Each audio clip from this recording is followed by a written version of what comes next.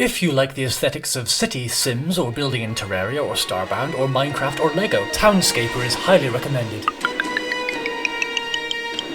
Townscaper is Oskar Stålberg's new offering, following Bad North, a fine game from which the graphical presentation of Townscaper appears to be derived. It's a charming, upbeat, casual 3D island town painter with the architectural and colour palette reminiscent of coastal European settlements of a couple hundred years ago. Its simplicity is refreshing. Load the game and you're playing. There's no title screen or dedicated options menu page. You're immediately in. This is trimmed down to its core features and all the better for it. Controls are equally simple. Holding the left mouse button rotates the camera and clicking it places a block. Holding the right mouse button pans the camera and clicking it removes a block. Any block placed or removed from the bespoke organic seeming grid can be done with Ctrl and Z keys or through the menu sidebar. Do you remember when architecture was primarily concerned with its relationship to human proportions and experience, rather than prioritizing assembly line-friendly manufacture and a cold, remote, sculptural appearance? The devastation of World War II brought about a demand for ultra-cheap construction and a thorough rejection of a past that had led to the nightmares of war, resulting in the demolition of buildings like this in favor of things like this. But people prefer buildings that look like they were built for actual human beings, rather than as expressions of modernist ego. Townscaper's innately relatable and attractive architectural appearance is fortified by lovely little details, the variety of ways blocks morph to suit their context, the way birds flutter around and back gardens spring into being. It's really smart at drawing out much more architectural expression than you'd imagine, given that there's technically only one block that a player can place. Even if you're clicking completely randomly, the end result will tend not to look too bad.